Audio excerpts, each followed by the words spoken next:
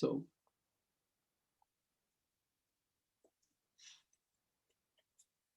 I want to start by going over a short poem. And let me see. This is about language and schools. And I decided on this poem precisely because of the letter you just presented, the letter you wrote. And I'm forgetting to say that I will be returning your letters after the class.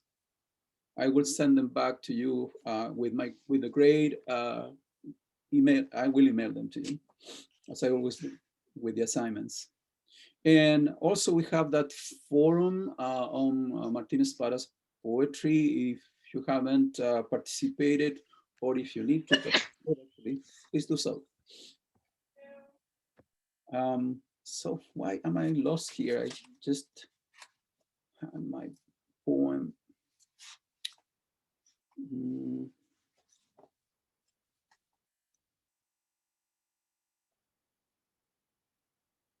Okay, it's on page 69. Page 69.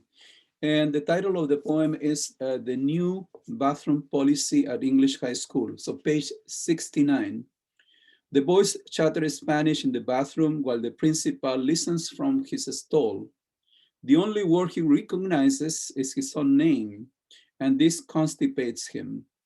So he decides to ban Spanish in the bathrooms, and now he can relax.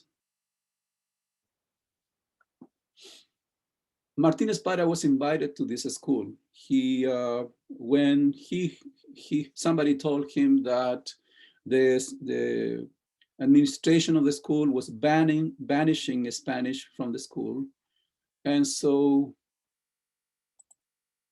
he was invited. I think he spoke to people at the school, and he also wrote this one poem about this situation. For me, a number of the poems by Espada have to do with power, institutions, persons in positions of authority, and then those who are not. In this case, it's a clear-cut situation between the principal, right, and the children in the bathroom, and the decision that he's making about, and I think it's a he,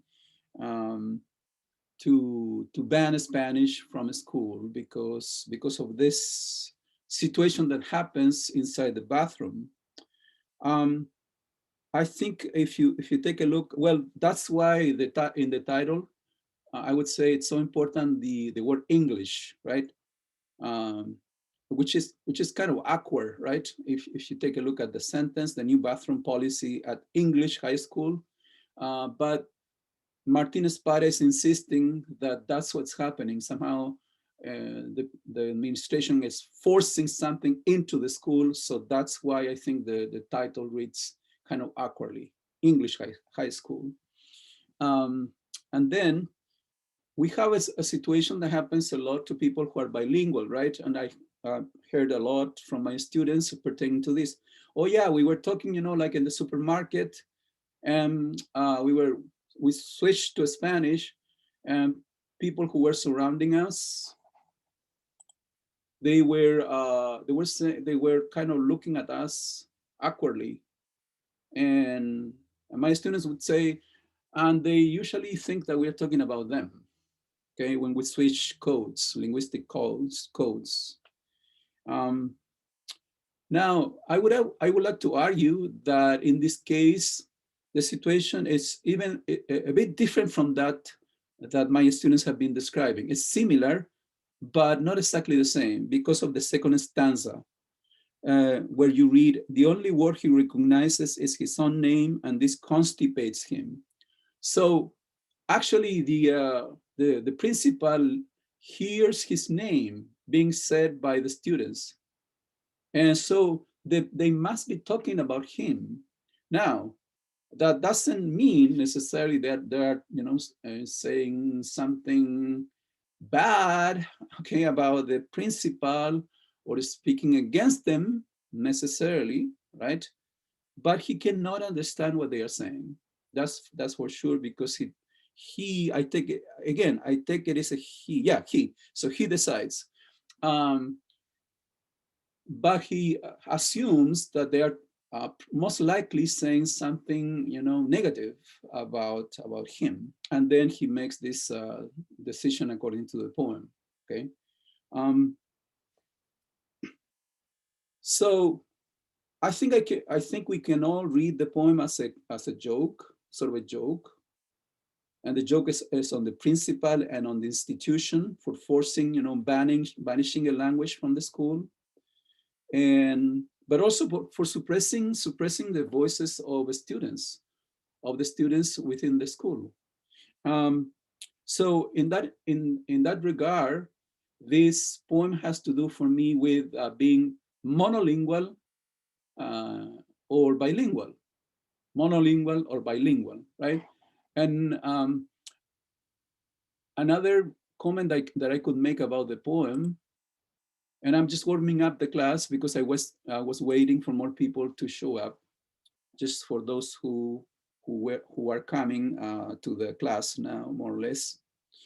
One more comment that I could make is that um, um, I'm forgetting my second comment. Well, there's injustice, right? There's injustice, but injustice, notice that this happening because of languages in the plural, okay, and a specific language in this case, which is Spanish. So instead of writing a poem and denouncing the situation, like in very strong terms, Espada has decided in this case that he will crack a joke on the situation. But he's not letting the situation just simply go, or the principal's decision simply, happen. On the contrary, he's quite upset regarding what took place at this school. So maybe the only way he finds to kind of solve the situation for people, maybe for the students, for himself, and for the community who reads the poem, is to kind of mock it, right? And then in that case, in that way, defy it, and make evident that the absurdity of banishing or banning the language from school. Okay, so there are a couple of ways of doing that, or several ways of denouncing a situation. And humor, this maybe was my comment, is a great way of questioning, challenging something that you see, that is clearly, not that you only see, but it's clearly unfair and unjust. Okay.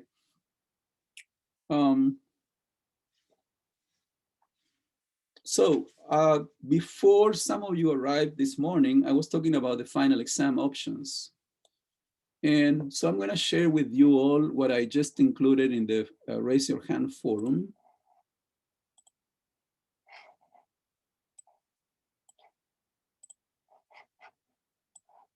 So before the class this morning, I went and I sent you a new message. This is in the syllabus, as I said before. Here you have your first option. Well, first of all, you have the date, Wednesday, December 16. So next Wednesday from 8 to 10 a.m. And then you have two options. You either write the paper, right, based on Martín Espada's poems, and you have a specific description right here. And then because I thought that you might have this question, I gave you an example of a quotation, because you may have the question about how do I quote poetry? It's not prose, right? So here you have it. I always introduce the lines that I'm going to quote, right? I don't simply put the quote in there. No, the reader and myself, need to be more logical. So I need to explain, guide the reader towards the quotation, as you know. And so at the end of his poem, I'm saying Cordillera. Notice how I put within quotation marks the title of a poem. Martín Espada includes 3 words that seem to define his reasons for pledging his final return to Puerto Rico. So here you go. I put within quotation marks the lines. It could be 2. Don't put more than 5, I would say. Okay, that's kind of enough, and more will be excessive. So be precise in terms of your quotation. And I write down for bread and sight, and then notice the slash and salvation, quotation marks. Of course, my page number for the book, and then of course I finish. So what is important is this slash, okay? This slash means that we have a break, okay? Here is the ending of the line, and here's the beginning of the next line. So that's the way, that's the way you quote poetry as opposed to prose, okay? You did it for the letter, that was prose, so now it's going to be poetry. It's as simple as that. Any questions about that? Okay, so you have 2 options, either writing the paper or doing a spoken word presentation based on one poem by Martín Espada. So I asked Kaylee and Megan what was their option for the final, and they gave it to me. So I'm gonna ask the rest of you, what would be your option for the final exam? Have you made a decision? I'm going to go with names, I guess. Lindsay, I think you said the poem or a spoken word. So you made your decision. Yes. Okay, we have it. Jaylene. I'm probably going to write the paper. Okay, so I'm going to put down paper. I think the last person would be, in this case, Shamani. What would you do? What would you rather do? I think I'll probably write the paper. Okay. I don't think I didn't see the forum submission, Professor, so I'll just pick right now. I'll go ahead and go with option 2 with the spoken presentation. Thanks. I was forgetting you, Jimena, because I don't see you. I don't see your name. I need to go to the gallery, option here. Okay, excellent. Oh, that's all right. I'm just explaining the reason. Okay, so I have them. I want to be specific also about the paper option in terms of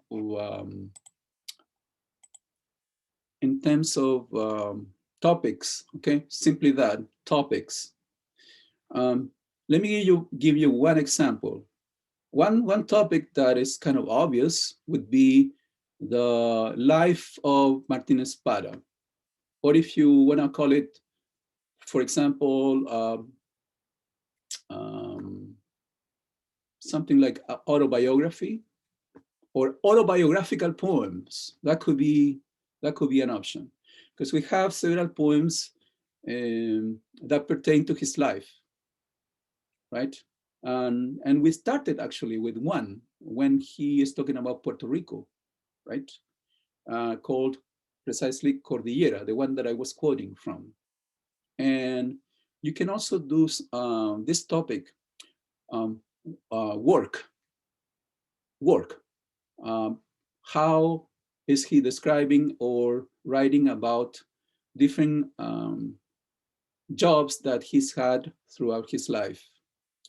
Another option could be immigrants, and the way he writes, about them, immigrants. That's clearly a good option because we have plenty of poems about that.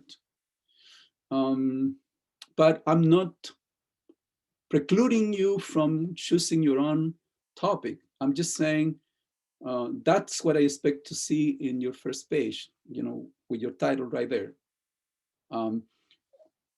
It depends on you. It could be also, for instance, women.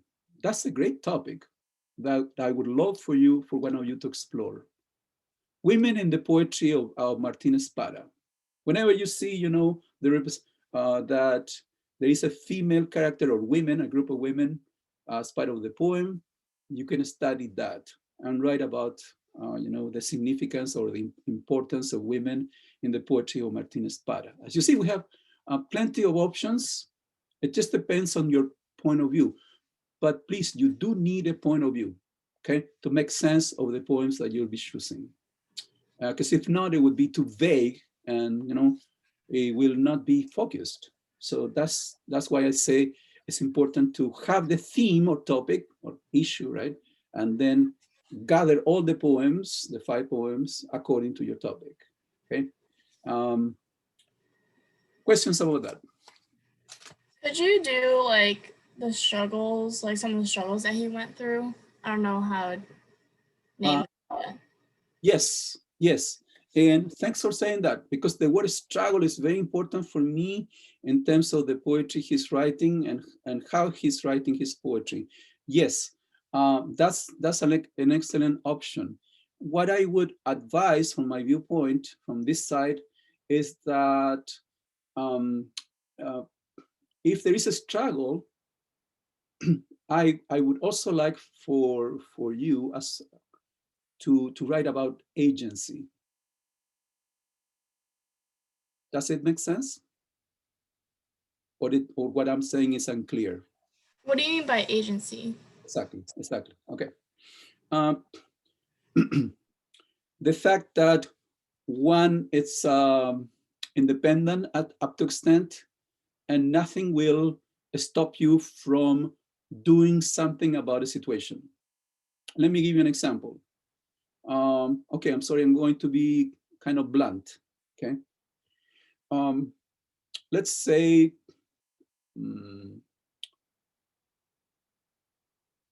sorry, but this is a woman has been raped. We can describe her situation as, well, we can say about her that she's been victimized. And then we can describe, right, her struggles to deal with that kind of situation, how difficult it's been. It's been very challenging.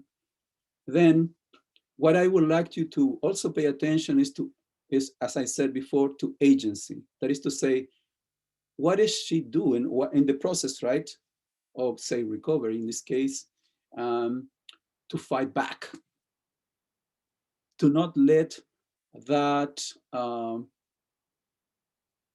guy victimize her forever. For example, one thing that people do, it's in groups, tell their stories. Instead of silencing the person, right? Her attacker will not silence her. She's doing something about it. So pay attention to agency, okay? Because if not, for any of these poems, we may describe, say, immigrants only as victims. But are they doing something? Is there something, is there someone who comes to link, to connect to them, and therefore they search out for, they have the initiative, right, to do something. Yes, they do struggle, right, under very difficult conditions, but at the same, they look for help, and that already is agency, okay, in the way I'm describing. Initiative, okay? And as I was saying, fighting back against whatever situation may be devastating their lives.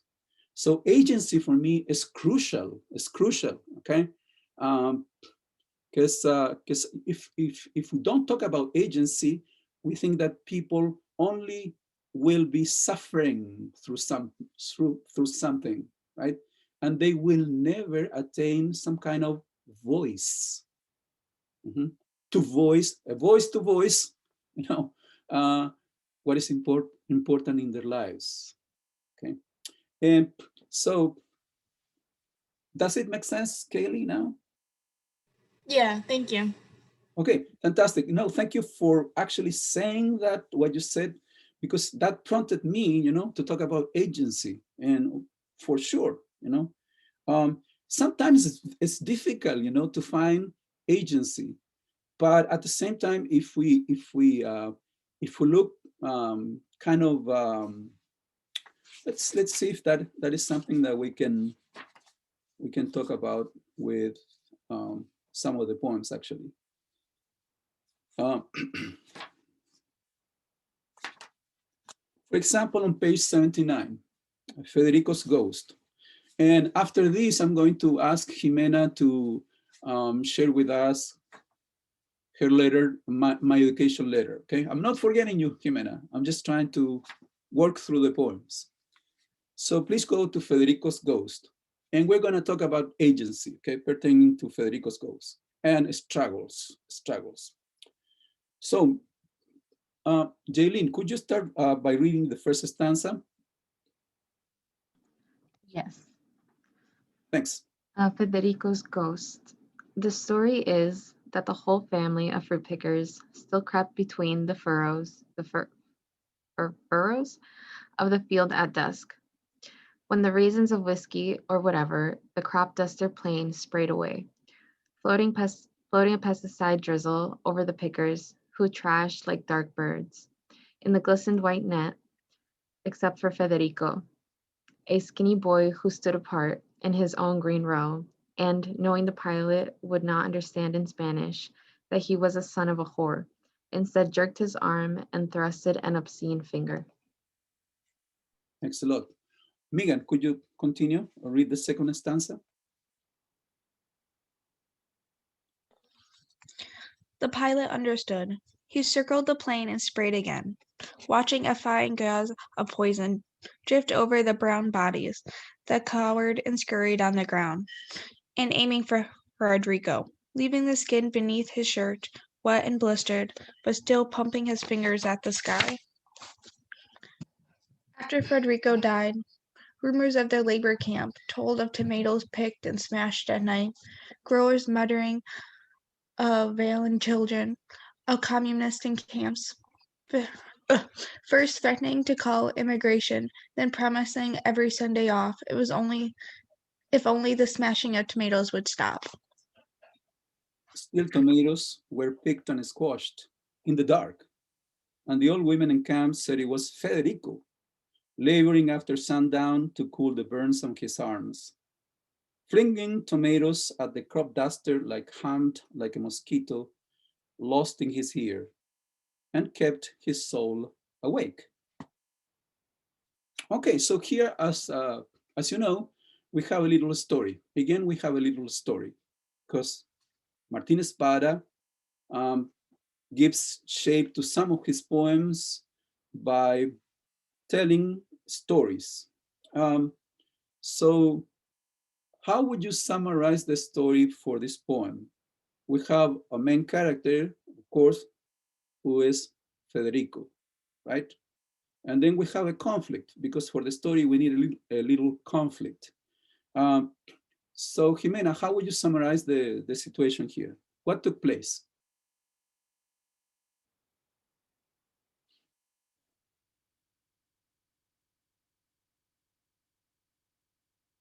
Oh, whoops, sorry, my mic was off. um, So we have Federico.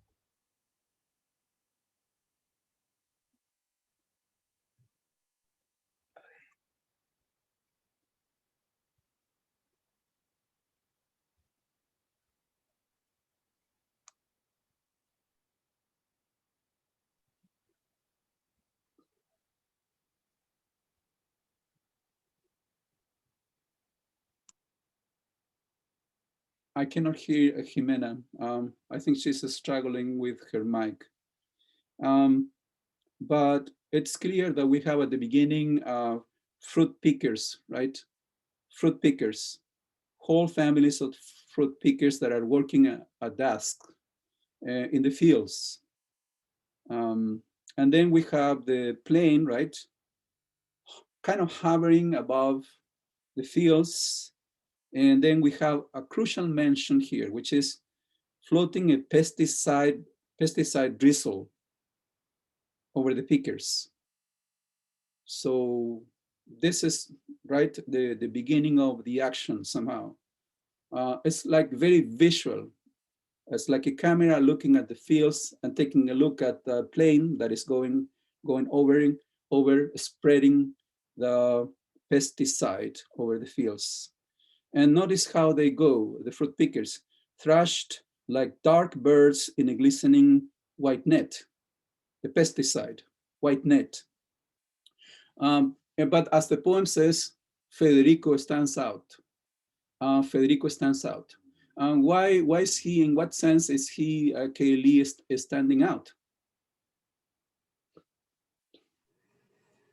Well, I feel like the white net is like symbolizing the people who are in charge of him. Well, it's the pesticide. Yeah. It's the pesticide floating, and coming down from the sky. But what is Federico, doing in the poem? Right? That's my question. Jaylene, what does he do? If I'm correct, he's like destroying the crops because it didn't. Good. My question was, maybe you didn't hear my question. What is Federico doing? I don't know. I'm sorry. I thought when you said he, you did not mean Federico, I'm pretty sure. No. Well, we have like the pilot who is there too, and he's just kind of like, he sees that there are people on, picking the crops, and I mean, obviously a pesticide is not something that you want to inhale. So he's just kind of doing it, even though like he knows there's people on the, like picking the fruit, you know what I mean? So he's doing it on purpose. Exactly. So those lives mean little for the pilot in that regard, according to the poem. Right. If it says covering them with pesticide, then those lives mean little to him. But again, my question is, what is Federico doing, right? Shamani, what is Federico doing in this situation?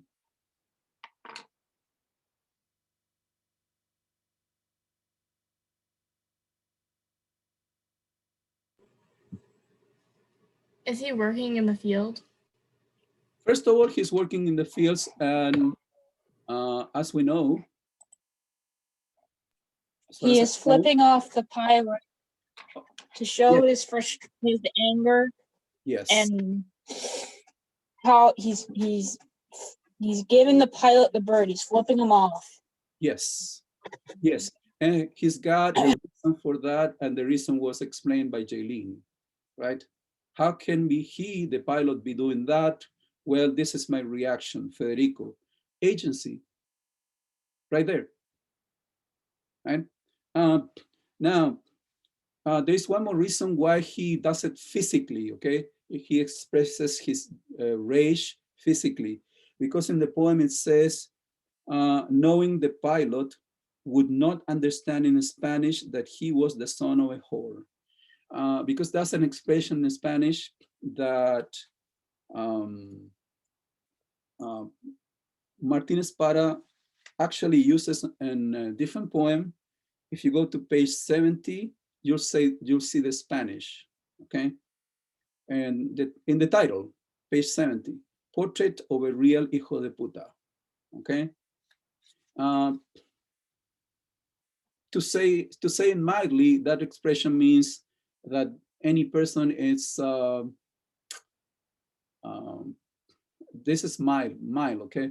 An imbecile or stupid person. I just don't want to say a bad word, here necessarily. I don't think that I should. But as you see, the translation makes it clear. He was the son of a whore, very strong. That is a very strong expression. So he's like, Federico says, this guy, if I yell at him in Spanish, in case he can hear Federico, right? He will not understand me, but he will understand my gesture, my physical gesture, my hands. Therefore, he does it. But that's agency right there, okay? I will contest what you're doing, and I will show you that we do not appreciate what you're doing as you spray the pesticide. You shouldn't be doing that, basically. Okay, but then the story doesn't end there. And it says the pilot did react. He says, Martín Espada, the pilot understood. And then he continued, right, spraying again the pesticide. And then there is one more result after that. What is the next result? Page 80. What is the outcome of that confrontation? Megan, what is the outcome on page 80? Federico dies. Yes, that's the first outcome.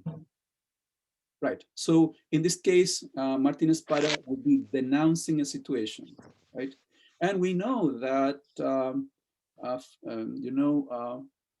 folks working in the fields, well, if they are unionized, I guess, they can complain. And they might still, be using pesticides and spraying them over the fields. But that's illegal. Now, if you are not unionized, say you are an undocumented worker, how much will you be able to say? How much agency, will you have? So that's a question. But in this case, Federico was upset and, right, he expressed his anger and confronted the pilot. But then the pilot continued spraying, and now we have the result, tragedy. Federico died. But there is one more outcome, okay? One more result. And rumors at the labor camp told of tomatoes picked and smashed at night. And we need to remember one thing. What about the title of the poem? Federico's Ghost, okay? So here comes the next result. Tomatoes picked and smashed at night. Growers muttering of vandal children or communists in camp. So they need to blame somebody, right? The growers, the owners. What is it that they do? Oh, they're all communists, okay? They're vandalizing our property. First, threatening to call immigration, which means, why would they call immigration?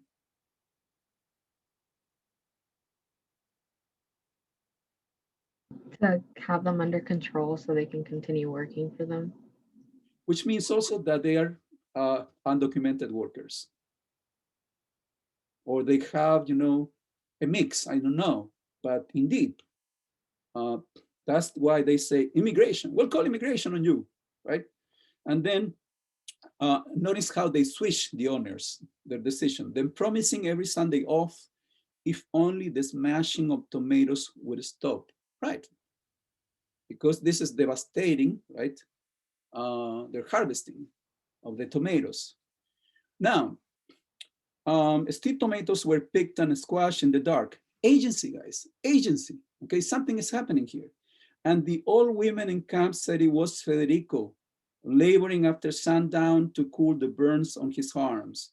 The ghost, flinging tomatoes at the crop duster, and so on and so on and so forth. But the question I have for you is, who is this ghost?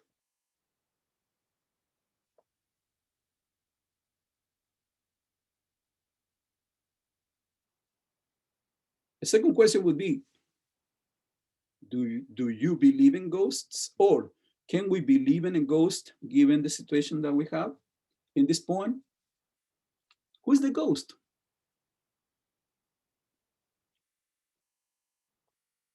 Is it Federico? So Federico came back to earth, to the fields, and he's smashing the tomatoes. I feel like that would come full circle. That's it, if you believe in ghosts. He's getting revenge. He's avenging. Yes, I agree. Ghosts usually come because they die of a sudden or tragic death. Yes. Oh, and okay. they have unfinished business. So his unfinished business would be Mhm. revenge by throwing the tomatoes at the crop duster. Yeah, That's what he wanted to do. that's a beautiful description of, you know, a story that pertains to ghosts, and it makes sense. But I truly believe it's not Federico. I don't think Federico returned as, you know, Federico. Who's doing the smashing?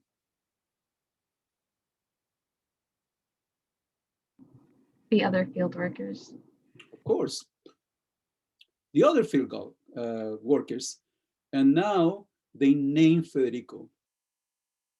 They name Federico as the doer, because that's a way to honor Federico and what took place in the fields. But notice, I want to highlight a couple of things.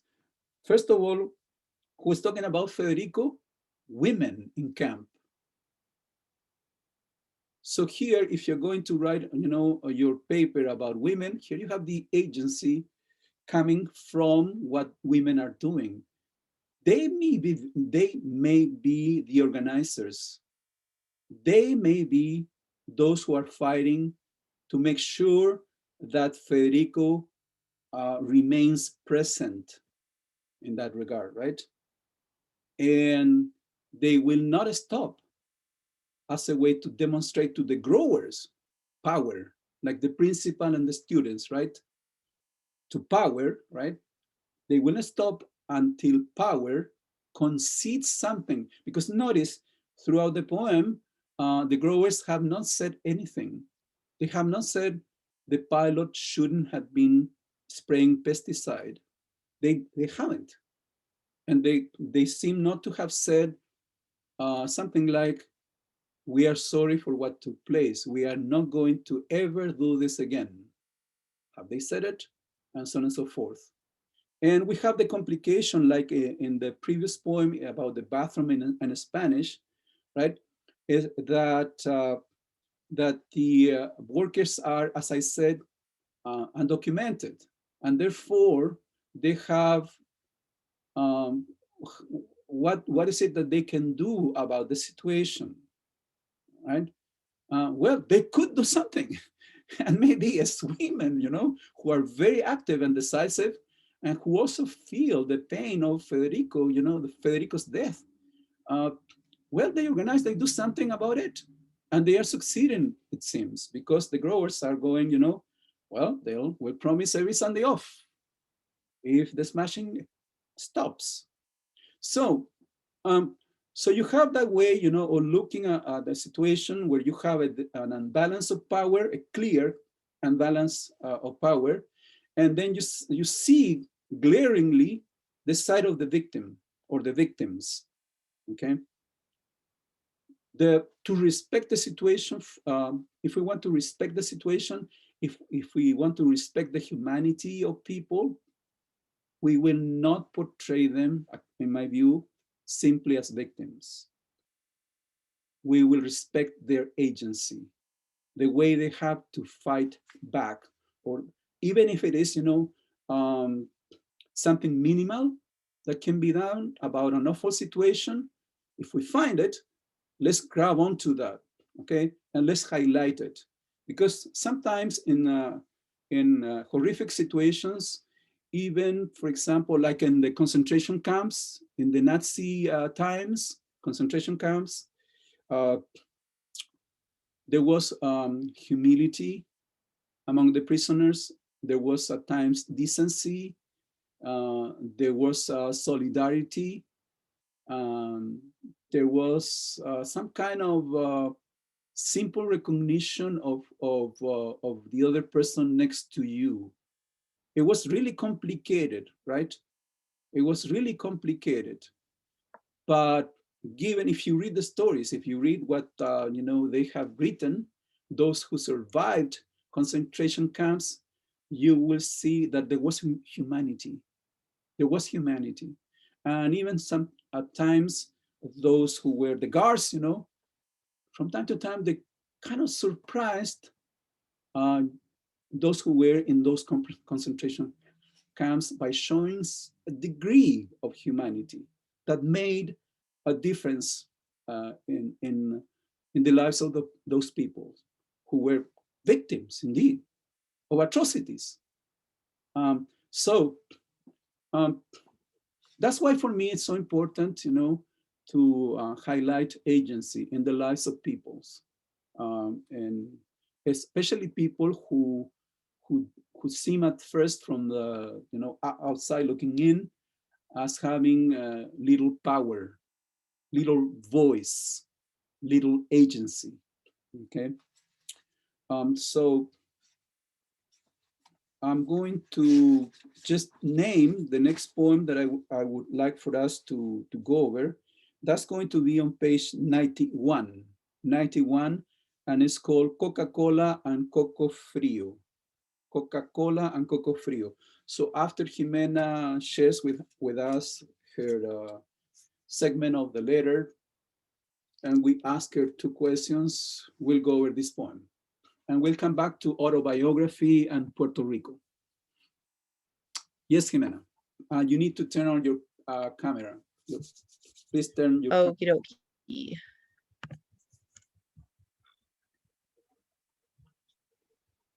There we go. Okay. Let me pull up my letter really quick.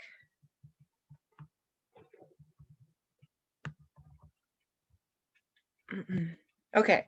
So, good morning, everyone. The title for my letter was Relating to Educational Experiences. And I'll read to you the beginning segment of my letter, which begins, Dear Mr. Rodriguez, I wanted to begin this letter by expressing how much reading your book, Hunger of Memory, meant to me. I related so heavily to a great majority of it, as I myself has experienced quite a lot of what you have said within the pages of your book. And then I go on to explain my ethnicity and a few of my experiences, which I will save you the boredom of, but a few of them I have experienced are, as I've probably mentioned in a class, he says he's experienced a little bit of lack of individuality when it comes to being part of the Hispanic nationality or being of a Latinx person, and him wanting to feel wanted among the people that were Caucasian white students, even if he was not, even if he was Hispanic. And it was a little bit sort of along the lines of him wanting, or him feeling that he had a little bit more of a chance than others because he spoke very little Spanish, which is what I relate to because I grew up knowing more English than I did Spanish, and I have a very strong American accent, despite having a Hispanic background.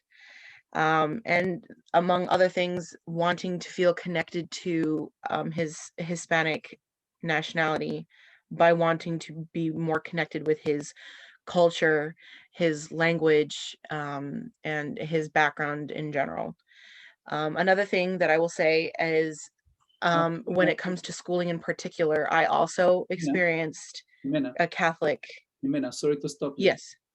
Could you please read a segment that pertains to what you're saying? Because that was the task, okay? I asked everybody just to read a fragment. Because we can make lots of comments, and I know they are pertinent what you're saying. I'm not saying Okay. anything against them, but actually, we just want to listen to what you wrote. And you gave us the introduction, okay? But that didn't tell us too much. So maybe you would like to read something that precisely addresses what you were saying. The part of my letter or a quotation from the book, or both? Because I have both of them as a part of my letter. We're more interested in what you wrote. Okay. Okay. That was the idea. No, the purpose of the exercise is to listen to what you wrote about your process of education.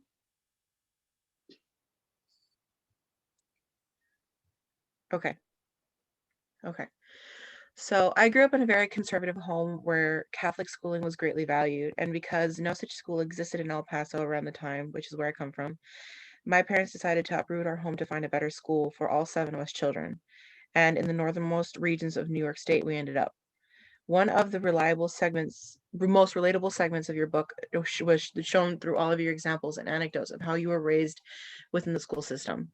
As someone who relates quite heavily as a Latinx person, attending a Catholic school was a Catholic school run by nuns struck with me deeply. Then I included a quotation. I said, I can say throughout the entirety of this letter in the most colloquial sense possible, this is so true, especially when the parallel and similarities between how I was raised and how you were raised are so incredibly parallel. The simple fact being individuals who have the background of a certain culture, but not wholly of one, lose a certain individuality. This in of itself is a very sad truth because anyone should be proud of the culture that they were born into, no matter what race or nationality they may be of.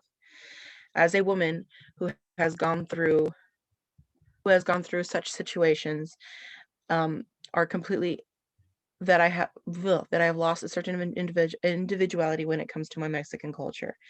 This is definitely brought out through how I was educated. Prior to the transition in this all Catholic girls' school, I had very little social educational structure growing up. And then I go on to explain how I was homeschooled for a majority of me being raised in El Paso, and then moving on to this all Catholic girls' school. Okay, so I have a question. That's what we needed, okay? And it kind of makes sense. It's in more detail and it's what you wrote. Is there a comparison a more detailed comparison that you can make between your experience in at Catholic school and his own experience in being in an elementary? He calls it grammar school, in elementary school.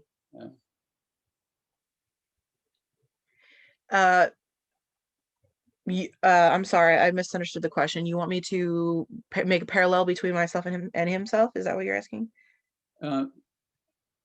Yes, create a parallel, connecting your experience through Catholic school and his own experience, being in a Catholic school. Okay. So I did include a quotation maybe to help me.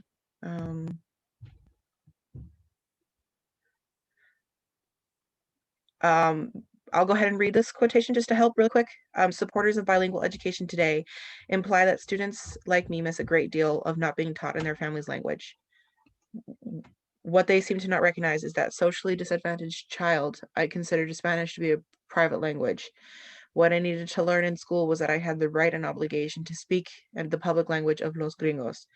The parallel that I want to make is that he wanted to feel like he could do a lot of what Los Gringos or the Caucasian white students could do as well, which is why he continued to read all the books and more of the list that his students gave him, which I myself did pretty much the same because I wanted to prove to my teachers, and unlike him, he was in grammar school. I was in high school in a private Catholic run by nuns, in other words, but the situations were similar because I wanted to prove to them that I could do everything and more, in other words, is what I'm trying to say. Yes, loud and clear. Second question from anybody.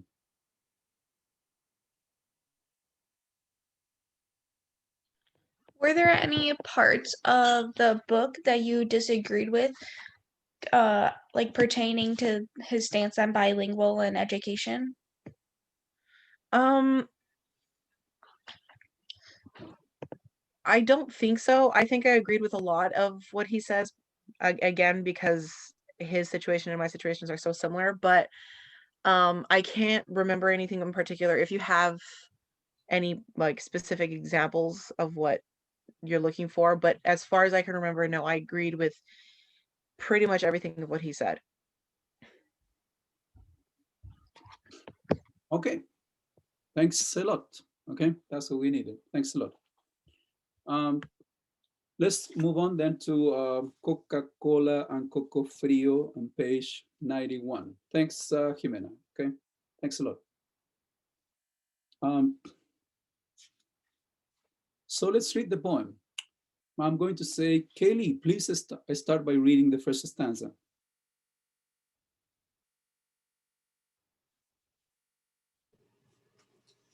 On his first visit to Puerto Rico, island of family folklore, the fat boy wandered from table to table with his mouth open. At every table, some great aunt would stir him with cool, spotted hands to a glass of Coca-Cola. One evening sang to him in all the English. She could remember a Coca-Cola jingle from the 40s. 40s? Mhm. 40s. He drank abundantly.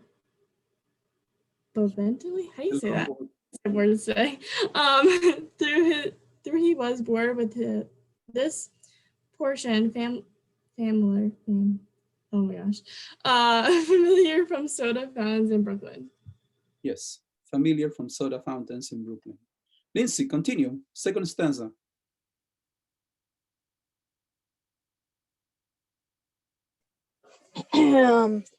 Then at a roadside stand off the beach, the fat boy opened his mouth to Coco Frio? Frio? Yes, frio. Frail? Well done, well done. Frio. A coconut chilled, then scalped by a machete, so that a straw could inhale the clear milk. The boy tilted the green shell overhead and drooled coconut milk down his chin. Suddenly, Puerto Rico was not Coca-Cola or Brooklyn, and neither was he. For years afterward, the boy marveled at an island where the people drank Coca-Cola and sang jingles from World War II in a language they did not speak, while so many coconuts in the trees sagged heavy with milk, swollen and unsuckled. Now, if you go back to, there's a conflict here, clearly. There's a conflict. And the conflict is between what the fat boy expects to find in Puerto Rico and what he, at the beginning, actually finds. But then there is a revelation in the poem, and he connects to Puerto Rico through something he encounters. But there is a clash, right?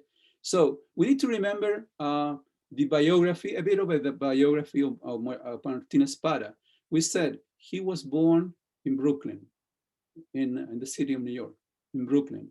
His life growing up was in Brooklyn, a big city, landscape of buildings and endless streets and multiplicity of voices, multiple characters, multiple people, multiple languages, and so on and so forth. Immigration, right? A Puerto Rican community nearby, and so on and so forth. But Brooklyn. And then the poem reads on his first visit to Puerto Rico, island of family folklore, the fat boy wandered from table to table. So one question I have is, who is the fat boy?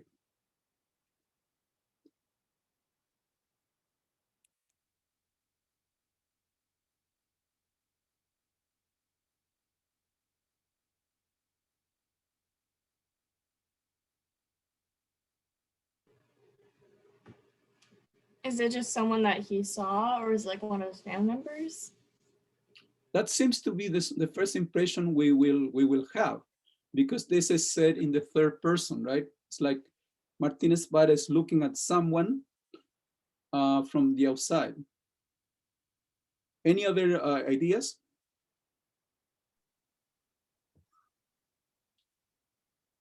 I think this is wrong, but I thought initially that when I started reading it, I thought he was speaking about himself. I would agree with that. And it's a recollection. And for that reason, he needs to speak like in the third person, like seeing himself from outside, like looking at someone else. But so he's kind of mocking himself, right, by saying fat boy. But that was him, right? And notice that he used the word folklore, folklore, also family folklore. Like, what is that folklore, Jaylene? Well, I don't really know the exact definition of Yeah, that's folklore, but I know in Spanish it's like folclórico. Oh, I just choked on my yes. folclórico, which is kind of like more traditional, Um, I guess. could you give an example of folklore? Anybody? I know they have like the folklore dances, you know. Oh, Exactly. Shamani, go ahead. I was gonna say like folklore, like it's like a type of like it's like a made up story or belief that's passed down from generation. So like um, oh yeah, so like one of my friends, she told me about this like Andrea. It's like it's very popular in the Dominican culture. Okay. It's I like didn't. this folk. Oh, like I don't know if anybody else knows it. Like it's like a story about this woman who like became a spirit after she killed her two children, and like it's kind of like a story that was like passed down from generation to generation. It's like still kind of like revered, you Yes. know. What? So kind of like La Llorona. That's precisely La Llorona. What was the Gonna name of say. the character? Shamani, what was the name? Andrea. Okay. Andrea. I'm pretty sure I'm not saying it in like the correct accent. Andrea. And that's just a name, right? Andrea. Andrea. Yeah, it's very popular in like the Dominican Republic. I will look it up. Because as Jaylene is saying, that's La Llorona. La Llorona. Um, and which is a folk tale precisely from Mexico. But you're right on the spot, Shamani. Yes, that's part of the folk lore, right? Folk lore. That is traditions that are passed from generation to generation. And one characteristic would be that the tradition, the story in this case, is spoken to us and we repeat it. We repeat it. So up to extent, some jokes could be part of this, but indeed music and crafts. Like, my grandpa used to craft this beautiful, what is it? I don't know. Stadios. Um,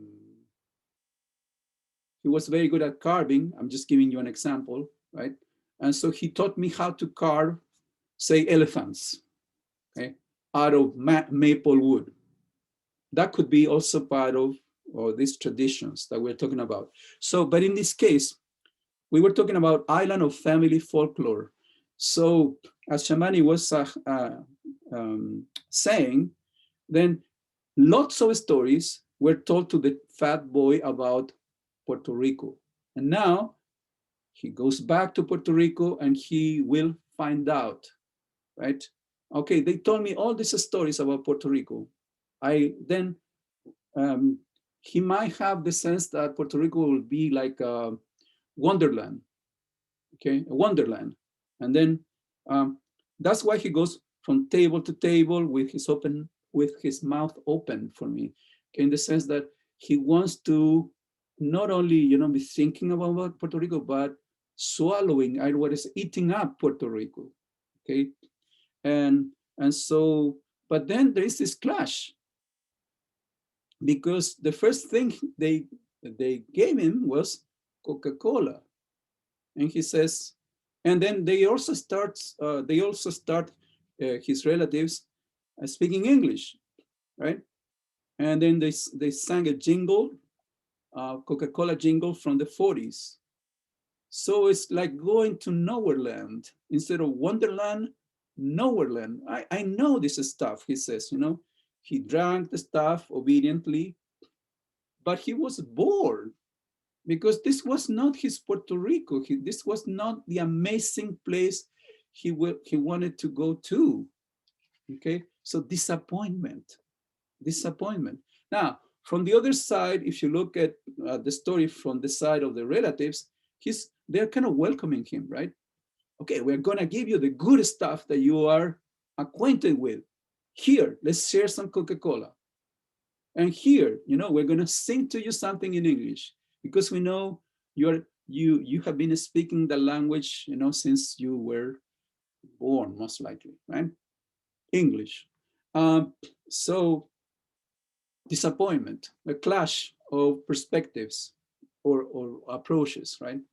Um, but then something wonderful happens to the boy, okay? Then at the roadside stand of the beach, the fat boy opened his mouth to coco frio. And then you have the explanation as always, you know, you have the Spanish, coco frio, and you have the English.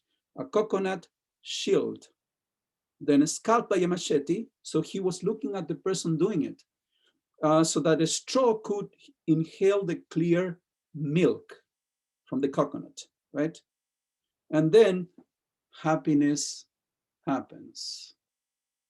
And he's enjoying himself and he's connecting to Puerto Rico through what he is drinking. This is Puerto Rico, finally, okay?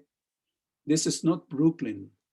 This is not Coca-Cola, that kind of stuff that symbolizes, you know, advertisements, commercials, and it can be politically understood also, right? And the connection between the island and the hegemony of the this side of America, right? So it could, Coca-Cola for me could symbolize indeed a political clash of sorts, okay? And then, but then Coco Frio happens. And notice the ending of the poem. He's looking at the trees, right? The coconut trees. And for me, this has been always very important, the ending of the poem. Coconuts in the trees sagged heavy with milk, swollen and encircled. So I have a question for you. What do the coconuts resemble for the fat boy? If he describes them like this: sagged heavy with milk, swollen and encircled. Like just giving a shot at it, I think it like resemble like his, like, you know what I'm saying, his culture, his background, where he's used to, you know what I'm saying? Because like coconuts are very like I think they're more they're not really American unless like you're in Florida or California, something like that. It's that's like really in the Caribbean. So, you know, that could be like a little like testament to his roots and stuff like that. I would agree with that assessment. Yes. When I read it, it reminded me of breasts, like mother's breasts. There you go. That is my association. Yes. So in that regard, you know, Puerto Rico would become maternal entity, but then and then connects you back to your roots, as Shaman is saying, but deeply through your connection to mother, not necessarily to father, as you can see. Yes, and what the beauty of this, you know, is that it does not require an explanation, this connection that you have to your roots. It does not require an explanation. It requires fusion through the milk, through the mother's breasts, right? So it can be even, we could argue it could be even subconscious. It doesn't require an explanation. And even maybe it doesn't have an explanation, okay? Because it's so part of you physically, it's like in your blood, right? That then that's what energizes you, energizes you. And that's finally his connection, his true connection, his honest connection, right? His maternal connection to Puerto Rico, to Puerto Rico. Now, I could also talk about agency here, okay? In this sense, he was looking after something. He was disappointed, but he kept searching for something, for this connection. He found it. He found it. Not even his own relatives could prevent him from making this connection. They were trying to be friendly. They were trying to, you know, empathize, to show him his love, their love. But they were mistaken. He was looking for something else. And then due to his search, right, he was going through the tables, and then he went outside when he when he was disappointed. He found it. He found it. So agency, that's what I mean by that, okay? That you keep looking, that you keep, yes, you have the struggle, right? Facing up to your relatives, but at the same time, you keep searching for something, acting on your desire, acting. So you cannot, they cannot prevent you from doing something until you get it, hopefully, right? Hopefully. That's what I meant by agency again. I think we have time. We have, let me see. Yeah, we have like 9 minutes. So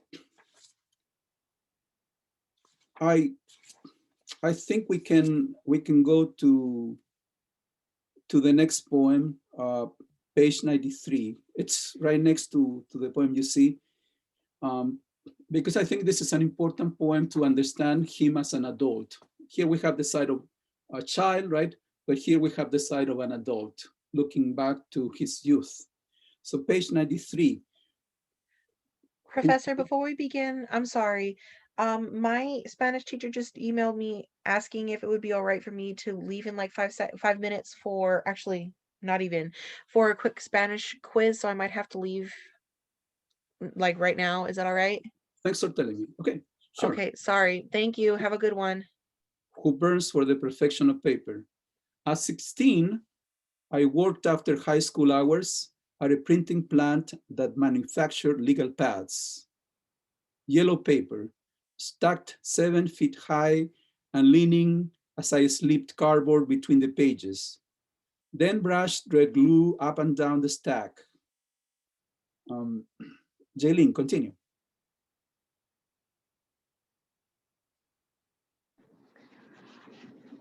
No gloves, fingertips required, for the perfection of paper, smoothing the exact rectangle, sluggish by 9 p.m. The hands would slide along suddenly sharp paper and gather slits thinner than the crevices of the skin hidden. Then the glue would sting, hands oozing, till both palms burned at the punch clock. Yes. 10 years later in law school, I knew that every legal pad was glued with the sting of hidden cuts, that every open law book was a pair of hands upturned and burning, and burning. Now, here we go back to, of course, to biography, autobiography. And we need to remember, as the end of the second stanza tell us, we need to remember that he became a lawyer. So he studied in college, right? He decided for a major in history, and then he went on to law school. He struggled, okay? I've read that it wasn't easy for him.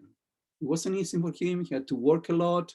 He had to wait until he could get, into the law school, and he made it finally. And notice how he describes the situation for himself right here as a youth. Okay, he says that at 16 he was working after high school, as you can see, at a printing plant. What was the complication? What was the conflict? This was a hard job. And then, well, it might not have looked that hard, but there was something that made it hard. I'm sorry. So what made it hard that he cannot forget?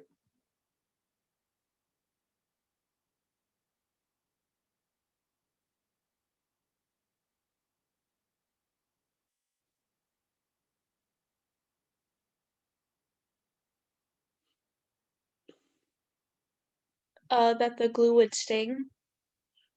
One thing, that the glue would sting, right? And then sluggish by 9 p.m., right? His hands would slide along suddenly sharp paper. Have you been through this? When you are, handling some paper and then Yeah. So paper cut. Yeah. they are very painful. It's very painful.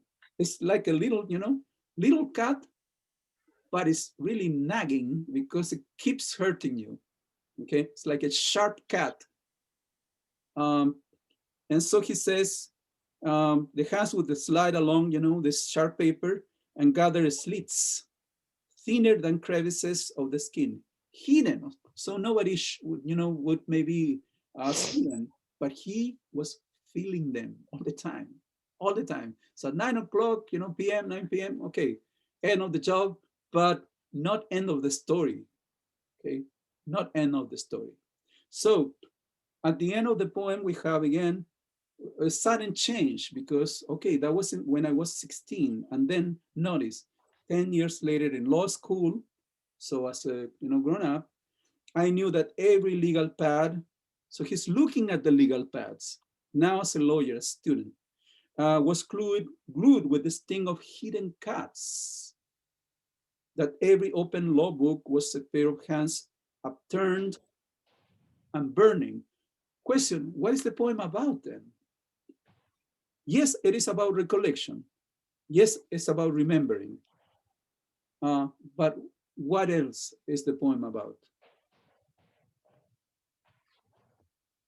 I would say I think it's about like there's little job like everyday used items and you never think about like the people who really make them, and because of his experience it made him actually relate and think about the people that went through it every time he uses it now.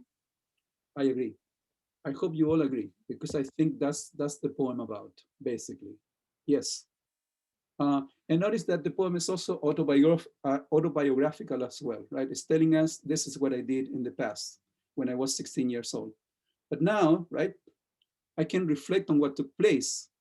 And I think he's saying also that maybe many people, when they become professionals, they forget or they cannot connect. And it becomes difficult for them to connect. But he's saying, I'm going to become a lawyer, but I will not be forgetting. I will not be forgetting. And if I do not forget, then I will be able to treat people humanly or humanely. I'll be able to connect to people because I went through something similar. Maybe I'll be able to defend some people, that have been through something like I did in the past. And then I know about their lives and I'll be speaking, considering what took place in my own life and relating my life to theirs. And I think that's kind of making an assessment about what transpired in my own life and what I can do in the future. If I become a lawyer, I will not forget and I will remember. So remembering here has to do with the way we behave toward people, okay? Hopefully, okay? Taking into consideration how hard life can be for them. Personally, if I can make a comment, I think many times people may need to remind us as well, shake us up and say something that will make us be more compassionate, more humble, maybe, and that way, we can connect to people's lives, and then to our own lives, because that is helping us, to be more human, if you will, and less constrained by documents that you need to fill out, right? Red tape that you have to go through, the intensity of life and rushing through stuff every day that disconnects us, actually.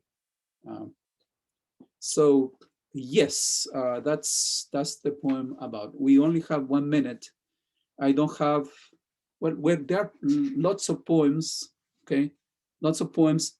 Next class, Thursday, we will be finishing.